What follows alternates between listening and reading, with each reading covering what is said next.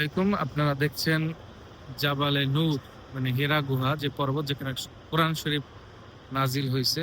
হযরত পাক সাল্লাল্লাহু আলাইহি ওয়াসাল্লাম দীর্ঘদিন এই গুহায় ধ্যানে মগ্ন থাকতেন এবং মা খাদিজা রাদিয়াল্লাহু তাআলা আনহু তার জন্য এই পাহাড় পাইয়া উইঠা তার জন্য খাবার নিয়ে আসতেন। এবং একদিন যে কোনো এক রাতে হযরত পাক সাল্লাল্লাহু আলাইহি ওয়াসাল্লামের কাছে জিবরিল আলাইহিস সালাম আসলেন এবং বললেন, তুমি পড়ো। তখন সে বলল, আমি পড়তে জানি না। তারপর তার সিনার সাথে ধইরা তার বুকের জিবরিল আলাইহিস সালামের বুকের সাথে নবী করিম সাল্লাল্লাহু আলাইহি ওয়াসাল্লামের বুকে একটা চাপ দিল এবং বলল, আবার পড়েন। বলল, আমি পড়তে জানি না। তারপর আবার একটা চাপ দিল। তৃতীয়বার চাপ দেওয়ার পরে বলল, ইকরা বিসমি রাব্বিকাল্লাযী খলাক, খলাকাল ইনসানা মিন আলাক, ইকরা রাব্বুকাল আকরাম আল্লাযী আল্লামা বিল কলাম, আল্লামাল ইনসানা মা লাম ইয়ালাম। এই ৫টা আয়াত জিবরাইল আলাইহিস সালাম বলার সাথে সাথে হুজুর পাক সাল্লাল্লাহু আলাইহি ওয়াসাল্লাম তার মুখস্থ করে সে ফিডব্যাক দিল আর কি। তখনই সর্বপ্রথম এইখানে কোরআন নাজিল হয় এই পাহাড়ের উপরে গুহায়। এবং এরপর থেকে এই গুহা থেকে নবী করিম সাল্লাল্লাহু আলাইহি ওয়াসাল্লাম নেমে গেছে, আর এরপরে আর এইখানে আর কখনো আসে নাই। আপনারা দেখতে পাচ্ছেন গুহার একদম উপরে হাজী সাহেবরা এই যে উঠছে। এখানে উঠতে ১.৫ থেকে ২ ঘন্টা সময় লাগে।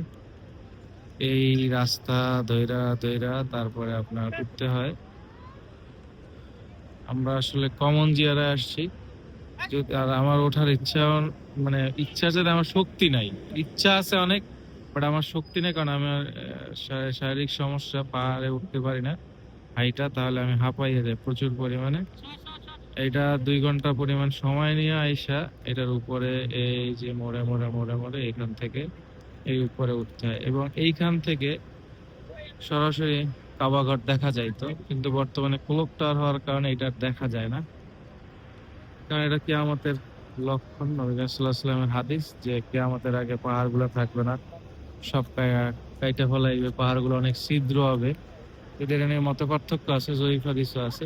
ছিদ্র হবে মানে বলতে সুড়ঙ্গ হবে, পাহাড়ের ভিতরে অনেক সুড়ঙ্গ হবে, সেটাকে বোঝানো হয়েছে। তো আমরা যারা হাজিরা আসলাম মোট ২৭ জন, তাদের থেকে আমি একটু সামনে আগাই আপনাদের দেখানোর চেষ্টা করলাম। হেরা গুহা, জাবালে নূর পাহাড়। আগে আমরা ছোটবেলায় আমাদের বাড়ি ঘরে এই ধরনের এই ছবিটাই, পাহাড়ের ছবিটা অনেকে টানাইয়ে রাখতো। তো আল্লাহ পাক আমাকে এই পাহাড় ২ বার দেখার তৌফিক দান করছে, যেন আল্লাহর কাছে হাজার হাজার শুকরিয়া। আপনারা দেখতে পাচ্ছেন অনেক হাজি এই রৌদ্রের ভিতরে উঠতেছে।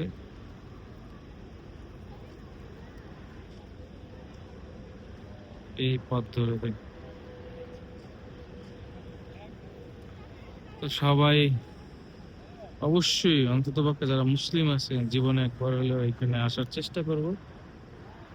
টাকা পয়সা একটা ফ্যাক্ট, কিন্তু আপনি যদি একটু নিয়ত করেন, আল্লাহ পাক আপনাকে টাকা ব্যবস্থা করে দেন। নিয়ত বড় জিনিস। ইন্নামাল আমালু বিন্নিয়াত, আমলের প্রতিদান নিয়তের উপর নির্ভরশীল। আপনি যদি আমল করেন, নিয়ত করেন, তাহলে আপনার আমল হয়ে যাবে।